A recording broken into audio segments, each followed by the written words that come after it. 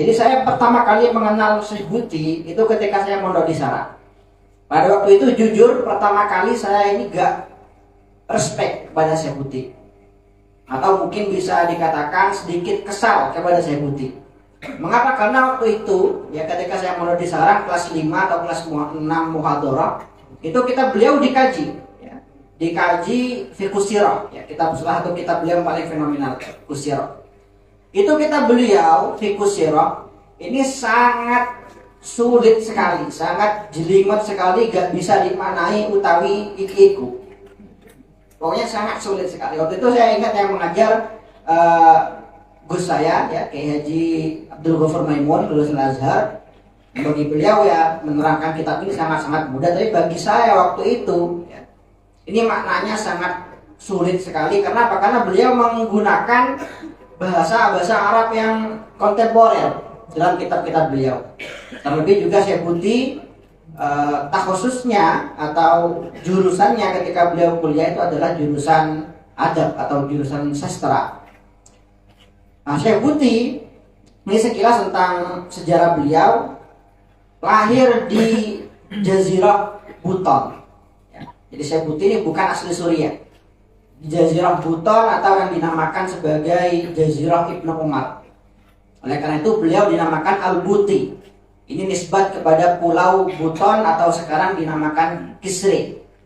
Gak tahu bacanya bahasa Turkinya seperti apa. Yang jelas Buton ini juga dinamakan sebagai Jazirah Ibnu Umar dan sekarang ada di wilayah Turki. Dan disitulah Syekh Buti dilahirkan pada tahun 1929 Masehi atau 4 tahun ya setelah wafatnya Syekhona Khalil Ibn Abdul Latif Al-Bangkalai.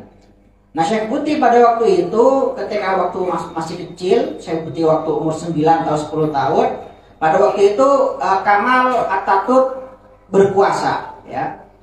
Bahwa awal-awal runtuhnya dinasti Ottoman pada waktu itu Atatürk berkuasa dan membuat kezaliman yang luar biasa yang seperti mana kita ketahui dalam kitab-kitab sejarah. Akhirnya ayah dari Syekh Muhammad Said Ramadan Al-Buti ya, karena nama beliau itu bukan Syekh Ramadan Al-Buti ya. Ramadan Al-Buti ini nama ayah beliau, Mullah Ramadan Al-Buti, nama ayah dari Syekh Buti. Kalau nama dari Syekh Buti ini ketika lahir adalah Fudel. Tapi ketika dinamakan Fudel karena ayah beliau sangat mengidolakan sosok Fudel ibn Iyad ya, tokoh tasawuf terkenal. Itu Syekh Buti sakit-sakitan. Mencari Madura kebernyamah. Akhirnya setelah sowan kepada guru ayahnya yaitu Syekh Muhammad Said, oleh beliau disuruh ganti namanya jadi Muhammad Said. Jadi Muhammad Said ibn Ramadan Al-Buti. Nah, Syekh Mullah Ramadan ini seorang wali besar, juga seorang ulama bermadzhab Syafi'i pada waktu itu ya di Jazirah Buton. Itu memilih untuk hijrah ya, yang mana kisah dari beliau ini sangat-sangat luar biasa dan bagi saya merupakan karya Syekh Buti yang paling nyaman dibaca, paling gampang dibaca dan paling berkesan bagi saya itu adalah kitabnya Hadza Walidi. Ya, kitabnya beliau Hadza Walidi sudah diterjemahkan alhamdulillah oleh Ustaz alumni Sidogiri ya. Ustaz Anas di judul apa? This is my father judulnya. Kalau bagi yang mau beli nanti kayaknya disiapkan gitu. Meleh ini gratis. Itu kitab Hadza Walidi. Di situ beliau menjelaskan tentang kisah-kisah masa kecil beliau, bagaimana ayah beliau mendidik beliau dengan didikan yang sangat luar biasa. Yang jelas Syekh Buti ketika umur 10 tahun hijrah ya, hijrah dengan perjalanan yang sangat dramatis yang beliau ceritakan dalam kitabnya Hadza Walidi, dari Turki hijrah ke Suriah. Di Suriah itu akhirnya ayahnya mulai dikenal ya sebagai seorang alim Syafi'i. Meskipun Syekh Buti ini bukan berdarah Arab. Syekh Buti ini dari suku Kurdistan. Jadi dari suku Kurdi Syekh Buti. Nah, akhirnya disitulah Syekh Buti akhirnya mulai mondok ya. Waktu itu mondok beliau bercerita sendiri dalam kitabnya Hadza Walidi ketika teman-temannya bekerja, ketika teman-temannya kuliah, Syekh Buti justru dimasukkan oleh ayahnya ke pondoknya Syekh Hasan Habad Nakah pada waktu itu. ya, pondoknya Syekh Hasan Aban Naka, pondok At-Tauji Al-Islami. Akhirnya beliau berkata waktu itu saya sering dibully ya, ketika saya pulang sama teman-teman saya yang sekolah, sama teman-teman saya yang bekerja ya, katanya buat apa kamu mondok ya, udah gak usah terlalu alim zaman sekarang, gak usah ngaji Quran cukup, bisa ngaji Quran biar sholat cukup, buat apa kok nyari ilmu agama ya terlalu jauh, gak usah, nanti kamu kalau mondok kemungkinan besar kamu akan jadi dua ya, kalau gak tukang adzan, tukang mandi mayit. Itu kata teman-teman Syekh Buti. Tapi waktu itu yang membuat Syekh Buti tetap teguh ya, tetap intinya teguh, tetap kokoh, istiqomah mencari ilmu agama Allah Subhanahu wa taala. Itu adalah pesan ayah beliau pada waktu itu. Ayahnya beliau berpesan, "Wahai anakku, andaikan aku tahu bahwa jalan menuju Allah Subhanahu wa taala itu ada dalam menyapu sampah, maka akan aku jadikan kau tukang sampah. Akan tapi aku tahu bahwa jalan terdekat menuju Allah Subhanahu wa taala adalah dalam mencari ilmu-ilmu agamanya. Oleh karena itu aku memilihkan untukmu jalan ini, yaitu jalan mencari ilmu agama." Nah, Syekh Buti waktu itu setelah mondok di Syekh Hasan Aban Naka, kemudian beliau menikah ya. Syekh Buti menceritakan juga dalam kitabnya Hadza Walidi, beliau dipaksa menikah oleh ayahnya ketika umur beliau 18 tahun ya, ketika umur beliau 18 tahun, karena ayah beliau sangat khawatir di zaman yang serba rusak pada waktu itu, padahal belum ada sosmed ya, belum ada YouTube, belum ada TikTok ya, Papanli belum ada. Tapi ayahnya sangat terpengaruh ya oleh hadis yang beliau baca dalam kitab Ihya. Beliau mengatakan, "Man wulida lahu walad," siapa orang yang mempunyai anak maka dia punya tanggung jawab, "Falyuhsin ismahu adabahu," berikanlah dia nama yang baik, ajarkanlah dia tata krama yang baik, adab yang baik. "Wal yuzawwijhu idza balagh," ketika balik maka nikahkanlah ya. Orang tua menikahkan putranya ketika sudah balik. Fa idza balagha wa lam yuzawwijhu fa asaba isman fa innama ismuhu ala walidih. Itu dikatakan. Ketika ada anak sudah balik dan sudah siap menikah sedangkan orang tua tidak kunjung menikahkan anaknya, maka yang menanggung dosa ketika anaknya jatuh ke dalam kemaksiatan adalah orang tuanya. Nah, dari hadis itu akhirnya orang tua sang ayah khawatir, memaksa Syekh Buti untuk menikah pada usia 18 tahun. Nah, ketika itu Syekh Buti masih belum punya keinginan sama sekali untuk menikah, tidak punya hasrat sama sekali, hilok keren istilah maksudnya. Lain di Amir. Akhirnya ketika itu Syekh Buti pada malam pertama ya, itu pada malam pertama Syekh Buti belum menikmati malam pertamanya. Akhirnya ketika subuh sebelum subuh ya, tiba-tiba diketuk pintunya oleh ayahnya ya, Said, namanya beliau Said, panggilannya Said. Kaget Syekh Buti, ada apa ayah kok subuh kok datang ke kamar ya, padahal ini malam pertama. Nah, ketika dibuka kemudian ayahnya itu bercerita kepada Syekh Buti bahwa tadi malam aku bermimpi bahwa Rasulullah SAW datang ke rumah kita bersama para sahabat dan beliau berkata, kami datang ke sini untuk mengucapkan selamat kepada Said atas pernikahannya. Ini Syekh Muhammad Said Al-Buti, dan ayahnya yang sangat luar biasa, bisa dibaca dalam kitabnya Hadza Walidi, PDF-nya juga sudah banyak, yang mau terjemahannya juga sudah ada.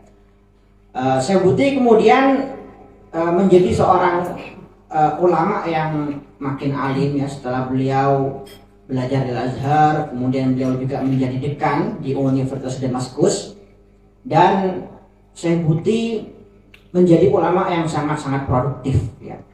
Bahkan tidak berlebihan jika banyak orang di zaman sekarang menjuluki beliau sebagai Ghazaliyu hadza zaman, yaitu Imam Ghazali zaman sekarang. Karena memang peran yang diambil oleh Imam Ghazali pada zamannya itu juga dilakukan oleh Syekh Buti pada zaman sekarang ini. Banyak sekali permasalahan filsafat yang belum bisa dijawab oleh Imam Ghazali, itu dijawab oleh Syekh Buti dalam kitab-kitab beliau. Kitab-kitab beliau saya katakan tadi merupakan kitab-kitab yang berat ya, seperti Kubrul Yakiniyat, Dawabitul Maslahah. Juga ada kitab yang jadi kurikulum misalnya di Yaman di Darul Mustafa, Hakadha Fanadu Islam. Juga ada kitab beliau Qadaya Sakinah, kitab Hadzal Walidi. Bahkan beliau juga pernah menerjemahkan novel cinta yang namanya novel Mamuzen. Itu kisah nyata antara dua orang bernama Mamu dan Zen. Itu kisah nyata di daerah Jazirah Umar, di pulau kelahiran Syekh Buti. Jadi Syekh Buti ini merupakan ulama yang bagi saya ini pemikirannya kalau di Indonesia ini sangat NU banget ya. Beliau ini tidak mau terprovokasi oleh hal apapun ya. Beliau menghadapi semua satu dengan bijak. Bahkan ketika konflik Suriah meletus, itu beliau bukannya pro pemerintah ya, bukan penjilat pemerintah, tapi beliau ingin menjembatani antara masyarakat dan pemerintah. Jadi sebelum ada propaganda media, Syekh Buti dulu sebelum beliau wafat sudah mewanti-wanti ya, bahwa konflik ini adalah konflik yang dipicu oleh orang ketiga. Beliau menyebut nama waktu itu ya, bahwa konflik Suriah ini, perang saudara yang terjadi di Suriah ini disebabkan oleh Bernard Levy, kata beliau. Dan Syekh Buti ini pemikirannya sama seperti Habib Ali Al-Jufri. Ya, Habib Ali Al-Jufri, murid beliau, pemikirannya banyak sekali terpengaruh dengan Syekh Buti. Bahkan Syekh Buti ketika waktu itu muncul ya viral karikatur Denmark, dan Syekh Buti sangat marah waktu itu dan mengatakan pada umat Islam, mengajak umat Islam untuk boikot total produk-produk Denmark. Pada akhirnya Syekh Buti meminta maaf ya, karena beliau menyadari bahwa karikatur Denmark itu adalah sebuah propaganda. Diceritakan kemarin oleh Habib Ali ya, kisah singkatnya. Jadi yang menerbitkan karikatur yang melecehkan Rasulullah SAW di Denmark itu adalah majalah ecek-ecek lah ya. Ini bukan seperti Jawa Pos, Tempo, Kompas. Ini majalah ecek-ecek, gak dibaca sama orang, kata beliau ya. Akhirnya ketika muncul pertama kali di Denmark, gak ada orang yang peduli. Baru suatu ketika ya, ada utusan ya, itu dari Amerika yang pro Israel, itu diutus ke Denmark dan mengambil karikatur itu, diterbitkan di Washington ya. Akhirnya 6 bulan kemudian kartun itu viral, kartun melecehkan Rasulullah. Akhirnya ya, umat Islam di seluruh dunia marah. Nah, mengapa kok yang disasar waktu itu adalah Denmark?